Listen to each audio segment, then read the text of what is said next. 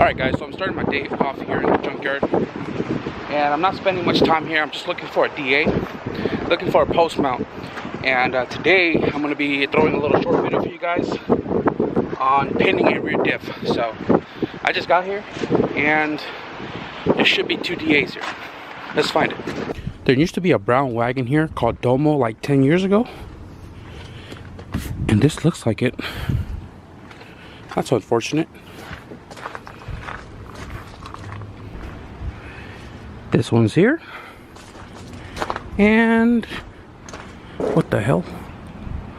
This one's here. So I'm gonna go ahead and grab all this and get out of here. I'm not really gonna roam the yard because it's raining, it's cold, and I left my phone in the car, so gotta go. Don't you hate it when you come to the yard and you see one of these? It's a base model though, but transmission is worth something. And the A3 is a good motor too for a K-series starter, guys. Damn it, left the toolbox like 4 rows over. What the hell? Couldn't help it but to stop by here real quick again, and I see a stainless steel line. Very easier thing to take. I want the motor, but I really don't need it. J series, K24, automatic. Man, if anybody want to go K-swap, junkyard is your best bet if you want to do it on a budget. And I got my post mount as well too, so I'm gonna pull that line and get out of here. That is fucking boring. Wrong camera to bring to the junkyard. First, I left my phone in the car at the junkyard, and then secondly, I thought I lost my camera, but I left it in the car when I got home. So guys, I got the post mount installed right here, ready for that EF swap, hopefully tomorrow. And over here, I'm cleaning the Crv differential a little bit before we get started because it's really grimy, but I'm gonna let that soak up a little bit and get it all nice and clean. I'm gonna set up my table with you guys, and we're gonna walk you guys through on how to pin your Crv diff. I really do need to upgrade my lamp up here. Still can't even see this, but after a good scrubbing, we got a lot of the oil, grease, and grimes off the differential. The tools you're gonna need to remove this front half case off the diff is a 34, which removes the flange off the clutch pack and shaft. We need an 8mm, which removes the bolts holding this front case to the back case, and 17mm if you want to drain your fluids beforehand. I already dumped most of it out, like cleaning, but I'm sure there's still more in it. So I'm gonna go ahead and just slap you guys here on the tripod, and I'm pretty much just gonna go ahead and start taking all of this apart. I also have a cat food bag underneath to catch any oil that comes out of it and doesn't seep all over the floor. Have a lot of shop towel on hand because this could get messy. Here we go.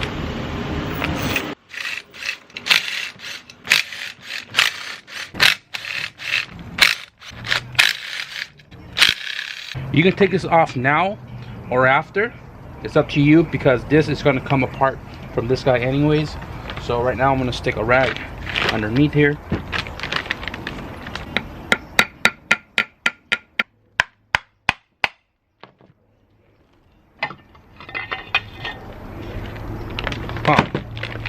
This thing did not come off at all.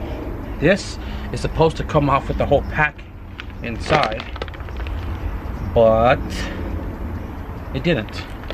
You can see the rag underneath caught the rest of that fluid that came out of here.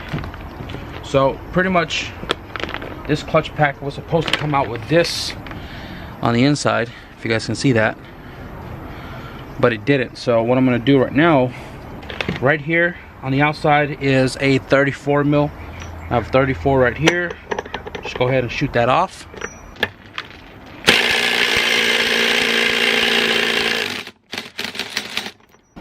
Nut. So right here in the front there's a little washer. Make sure they aren't like rotational. It seems to be tapered on the edge, coned in this way, but I'm not 100% sure. But I am going to put it down the way it came out. And then there's a little nylon washer. I don't know if you guys can see that. A little white nylon washer. right here. Remember that. Go ahead and lay this in order. I'm gonna tap this head right here ever so slightly because you don't want to like mess up those threads. Flange comes off, nothing else underneath. If you want to change the seal, that's up to you. I believe there's a little washer on the inside, a shim. I'm gonna pull it out the same way that it's sitting in there. And this is actually tapered the opposite way. So I want to make sure I put this in the same way. I'm gonna go ahead and put this casing back on the clutch packs just so I can pull it out as a whole.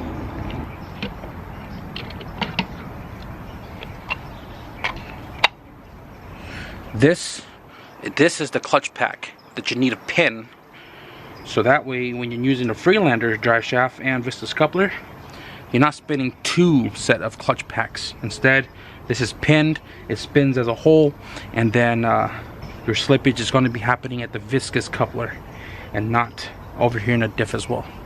So what I'm going to do right now is I'm going to clean this clutch pack really nice so that way the welds can penetrate, and then we'll get to drilling.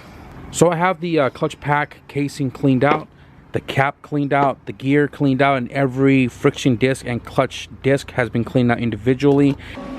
First thing I'm going to do right now is I'm going to weld that lid to the housing so that it doesn't spin all over the place when I'm drilling it through. The clutch packs is going to be a pain because they are obviously free spinning in there and they're going to move. So we're going to try our best to drill that first hole with the first pin, and then that pin is pretty much going to lock the rest of the friction discs and clutches in the housing, so we can drill the other three, because we're going to do 4 cross pattern to pin all these clutches together and ensure that they're not going to slip, break, or have any issues when the car is, you know, whooping some ass.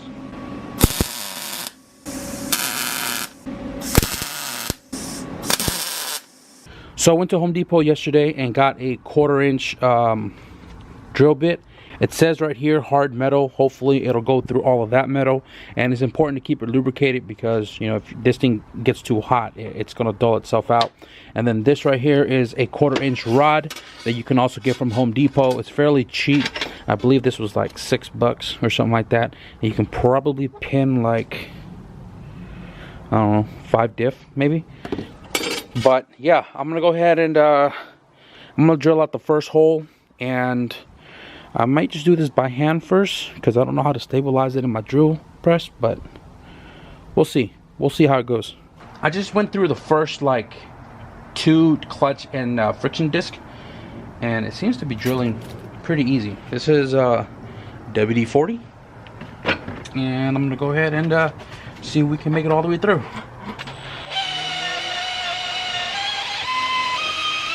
Out. We'll get a little more.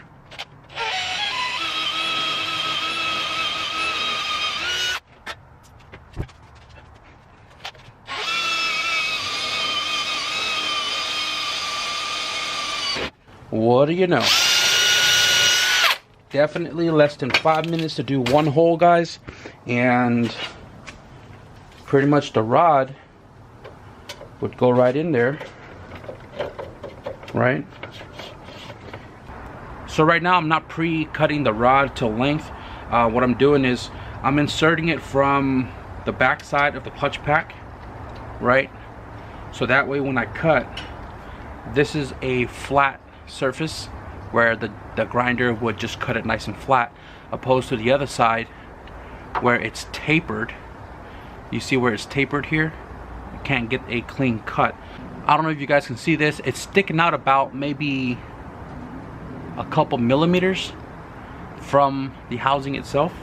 That's plenty enough for me to weld and catch on the rod and then fuse it to the clutch housing here. So I'm gonna go ahead and weld that right now.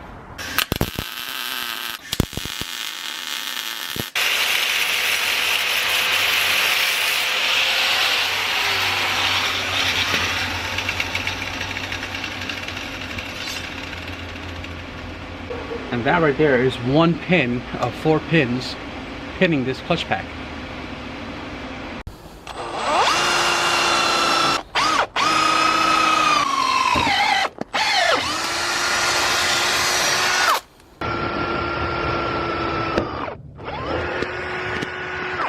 Come on, we're almost there. Almost there.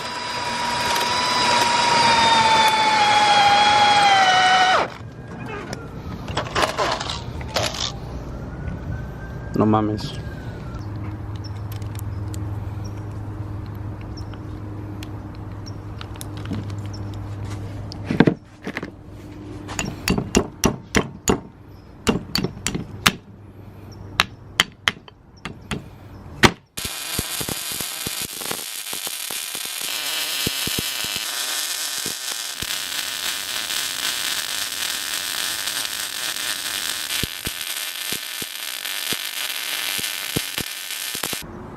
And there it is, guys. That is a pin clutch pack for the CRV Diff. We got 4 pins in here, drilled all the way through, and welded on both ends. I also welded the lid shut so that way that doesn't separate or move or make noise when it's inside the differential. And now we can reinstall this. So before we reinstall this diff, we're gonna have to remove the pump because we no longer need this now that the clutch packs are pinned. And we're going to remove this and everything like in relations to this pump. So it's only held on by a few 8mm bolts, which we will remove now. More liquid might come out. So this comes off, and then there's a little pin that just fell out. I don't know if you guys can see that little pin, right? And then we're going to remove the screen because we don't want this to fall off and bounce everywhere inside the diff. This screen is to filter the fluid that's going to go to the pump, but the pump's not there anymore, and nothing else loose sitting on here. So now we're ready to put the clutch pack on. So before we do that, we're going to clean it off and prepare to put some new RTV around the whole mating surface, and then we'll install everything. I'm going to go ahead and dab some RTV around the back half of the casing. Make sure get it nice spread evenly. I'm more focused on getting the RTV on the bottom of the diff because when it's in the car, we want to make sure this thing doesn't leak. Go around the dowel pin. Then what I'm going to do is I'm going to put the clutch pack on first, right? And then the washer, I pulled it out like this, which then goes on here like so. Now the case, make sure it's nice and clean.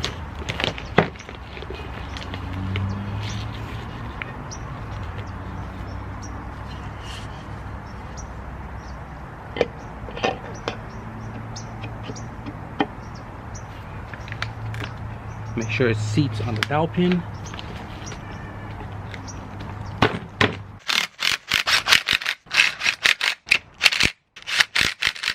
Take note where all the long 8mm came from. Make sure you guys put them back in the right spots.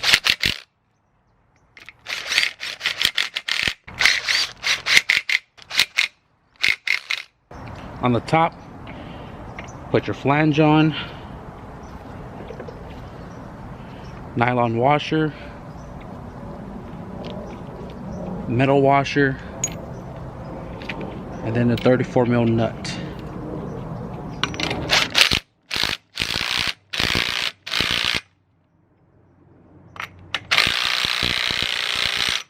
Make sure to hit that tab in so the nut doesn't back itself out. And that is your pin diff. As I mentioned in the last video, I talked about ensuring that there is squeeze out all along the mating surfaces where the RTV is being used to ensure that this is going to have a nice seal, and we're looking good. Alright guys, so I got all my stuff cleaned up here. we have a pinned CRV diff. Now before my buddy comes and pick it up, I'm gonna let it sit overnight to let that RTV dry up. And these are the parts that came out of it: the pump screen, the pin for whatever reason, and the pump itself. This is all trash because we're not using it anymore. And that's pretty much gonna wrap up this video, guys. Now before I close this video out, I went to the PO box last week. I got a letter in there from William Fullman, and in here we have 2 stickers and a note. Check this out. It says Bozu America, if I pronounced that correctly. Now he sent me some stickers for the toolbox, guys, and I appreciate y'all in every way, shape, and form that you guys show me this much love, whether it's just a sticker, something to contribute to the builds, or even just letters. Like even letters, I appreciate that so much. But I'm not going to stick this on my toolbox because I am working on getting a new toolbox. I know you guys have been asking me about kind of going through my toolbox to show you guys what I use on a daily basis to do all the stuff that I do here. And I think a video for that is to come here soon when I get a bigger toolbox, because I do want to organize the garage a little bit more. I do want to clear the spot out right here and get my toolbox kind of out of the way of the center of the garage. So we'll do a toolbox video then. But I appreciate William for this right here, and huge shout out to my buddy Chewy. If you guys have seen him a few times on the channel now, he actually sent my Viscous coupler out to get rebuilt. And you know, we finally got it back, and that means the CRX is going to be launching a lot harder. Shout out to Y&S Racing for the rebuild, also known as Benjamin White. If you guys want to get a hold of him on Facebook or Instagram, Benjamin White. And he offers Viscous coupler rebuild for wagons, and this is my rebuilt coupler right here for the CRX. So in due time, when we do get the new motor into the CRX, we'll change out the Viscous coupler so we can get that hard launch and not that back wheel slippage that I've been having for the longest time. But again, thank you to Ben, thank you to Chewy, and also thank you to William. So if you guys enjoyed today's video, be sure to give this video a thumbs up. And if you guys want to stick around for the CRX Type R swap, because I'm going to move up the car right now, be sure to hit the subscribe button and the notification bell, guys. But with that being said, thank you guys for watching, and I'll see you guys in the next video. Peace.